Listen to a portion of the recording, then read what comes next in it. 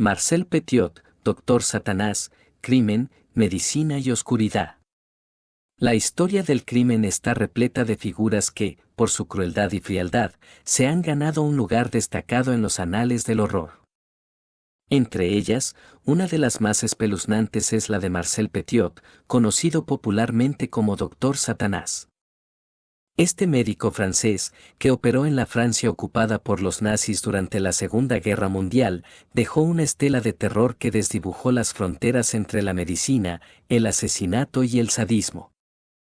Su vida y sus crímenes se convirtieron en una oscura leyenda que persiste como un recordatorio de cómo la monstruosidad puede habitar tras la máscara de la respetabilidad. El caso de Marcel Petiot no solo es espeluznante por el número de personas que asesinó, sino también por el abuso de confianza que implicaba su profesión. El Doctor Satanás utilizó su estatus como médico para atraer a sus víctimas, prometiéndoles protección o tratamientos, solo para luego someterlas a un destino macabro. Los primeros años. El nacimiento de una mente perturbada. Marcel Petiot nació el 17 de enero de 1897 en Auxerre, Francia, en una familia de clase media. Desde temprana edad, se destacó como un niño problemático y excéntrico, con un historial de mala conducta en la escuela y una tendencia a comportarse de manera extraña y antisocial. Se le describió como un niño brillante, pero inquieto, con un interés marcado en la muerte y los comportamientos sádicos. Desde joven, mostró un comportamiento violento hacia animales y compañeros, lo que ya en esa época encendió alarmas sobre su estabilidad mental. A pesar de estos primeros signos perturbadores, Petiot logró completar su educación secundaria y más tarde se enroló en la Facultad de Medicina de París, donde estudió para convertirse en médico. Su carrera como estudiante fue interrumpida por el estallido de la Primera Guerra Mundial, durante la cual sirvió como soldado en el frente. Fue herido y más tarde declarado incapacitado debido a problemas psiquiátricos que incluían episodios de comportamiento errático, insomnio y depresión. Aunque este diagnóstico hubiera podido truncar su carrera médica, la guerra le permitió obtener una licencia de práctica, lo que eventualmente le proporcionó la fachada respetable que usaría para cometer sus atroces crímenes. Tras la guerra, Petiot completó sus estudios de medicina y comenzó a ejercer como médico generalista. Su práctica le permitió establecerse como una figura de respeto en la comunidad, pero también fue aquí donde comenzaron a surgir más señales alarmantes de su carácter psicopático. Ya en la década de 1920, Petiot fue acusado de robo y de realizar procedimientos médicos poco éticos, incluyendo abortos clandestinos, algo ilegal en la época. La Francia ocupada. El ascenso de Doctor Satanás. La verdadera oscuridad en la vida de Petiot comenzó a manifestarse durante la Segunda Guerra Mundial, cuando la ocupación nazi de Francia ofreció un entorno propicio para sus actividades criminales. Bajo el pretexto de ser un médico y un miembro de la resistencia, Petiot ideó un plan sádico y depravado para atraer a sus víctimas. Les prometía escapar de la persecución nazi. Se presentaba a sus víctimas, muchas de ellas judías o disidentes políticos, como un salvador que podía ayudarles a escapar hacia la seguridad de América del Sur a través de rutas clandestinas. Petiot ideó un elaborado esquema para convencer a sus víctimas de que podrían huir de la persecución nazi si pagaban una suma considerable por sus servicios. Prometía inyecciones supuestamente necesarias para prevenir enfermedades contagiosas que pudieran ser detectadas en su trayecto. Sin embargo, estas inyecciones eran, en realidad, letales. Después de administrar el veneno, Petiot despojaba a sus víctimas de sus pertenencias y luego deshacía los cuerpos de maneras macabras, incluyendo la quema de los cadáveres o la descomposición en cal viva. El hecho de que todo esto ocurriera bajo el manto de la ocupación nazi y en una época de caos e incertidumbre, permitió que los crímenes de Petiot pasaran desapercibidos durante algún tiempo.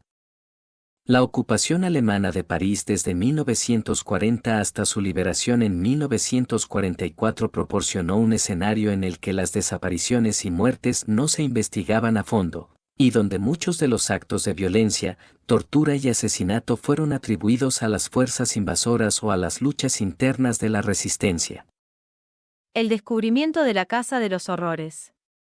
El 11 de marzo de 1944, la policía fue alertada sobre un denso humo negro que salía de una de las casas de Petiot en la Rue Le Sur, en el elegante distrito 16 de París.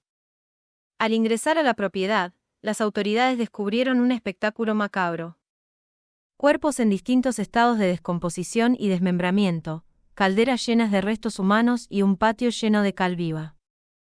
Las investigaciones iniciales revelaron al menos 23 cadáveres, aunque se sospecha que el número de víctimas fue considerablemente mayor. El descubrimiento sacudió a la ciudad y puso en marcha una intensa búsqueda de Petiot, quien, en ese momento, había desaparecido. Durante meses, logró evadir la captura, utilizando una serie de identidades falsas y aprovechando el caos de la guerra. Irónicamente, incluso se unió a las fuerzas francesas del interior, la resistencia francesa, donde se ocultó a plena vista. Sin embargo, en octubre de 1944, fue finalmente capturado por la policía en una estación de metro. La investigación reveló detalles escalofriantes sobre la metodología de Petiot, pero también destacó su personalidad carismática y manipuladora. Durante los interrogatorios y el juicio, Petiot intentó presentarse como un héroe de la resistencia, afirmando que las personas que había matado eran traidores y espías nazis. Sin embargo, la evidencia en su contra era abrumadora, y sus excusas se desmoronaron rápidamente bajo el escrutinio. El juicio y la muerte de un monstruo. El juicio de Marcel Petiot comenzó en marzo de 1946 y rápidamente se convirtió en uno de los casos judiciales más notorios de la posguerra en Francia. Durante el proceso, Petiot mantuvo una actitud desafiante y altanera, negando las acusaciones y afirmando que había matado solo a enemigos de Francia. Sin embargo, los testimonios y la evidencia, incluidas las pertenencias personales de las víctimas que se encontraron en su poder, pintaron un cuadro muy diferente. Petiot había matado por codicia, aprovechando el miedo y la desesperación de personas que huían de la persecución nazi. El juicio fue un espectáculo mediático, con el Dr. Satanás comportándose de manera teatral y provocadora. Se llegó a jactar de sus asesinatos, afirmando que había hecho un favor a Francia al eliminar a enemigos del país. Pero la realidad era mucho más oscura. Petiot no era un héroe de la resistencia, sino un asesino en serie que se aprovechó de la desesperación de sus víctimas para satisfacer su codicia y sus tendencias sádicas. El 25 de mayo de 1946, Marcel Petiot fue condenado a muerte por el asesinato de al menos 26 personas, aunque se cree que la cifra real de sus víctimas podría haber superado las 60. Fue ejecutado en la guillotina el 25 de mayo de 1946, poniendo fin a una de las carreras criminales más espeluznantes y enigmáticas de la historia moderna. Análisis psicológico y moral de un psicópata. El caso de Marcel Petiot ha sido objeto de numerosos estudios psicológicos y criminológicos, en un intento por comprender cómo un individuo pudo llevar a cabo crímenes tan atroces bajo la apariencia de respetabilidad. Petiot encarna muchas de las características típicas del psicópata. Carencia de empatía, encanto superficial, manipulación y una capacidad asombrosa para cometer actos de violencia sin remordimientos. A diferencia de muchos otros asesinos en serie, cuyas patologías suelen estar motivadas por una compulsión sexual o una obsesión personal, los crímenes de Petiot parecen haber sido impulsados principalmente por una mezcla de codicia y sadismo. La forma metódica en que engañaba a sus víctimas y la brutalidad con la que se deshacía de sus cuerpos revelan una mente que disfrutaba del poder absoluto sobre la vida y la muerte.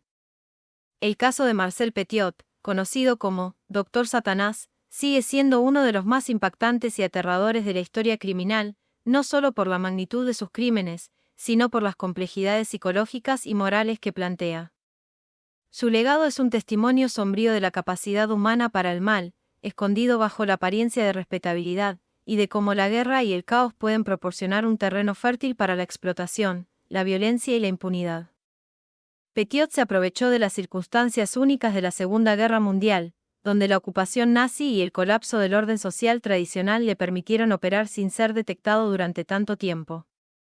Utilizó su estatus como médico, una figura que históricamente ha sido vista como un protector y sanador, para atraer a sus víctimas, convirtiendo su profesión en una herramienta de engaño y muerte. Este abuso de confianza pública y profesional es lo que hace que sus crímenes resulten particularmente atroces. Se valió del rol de sanador para infligir el mayor daño posible, violando no solo las leyes morales básicas, sino también el juramento ético de su profesión.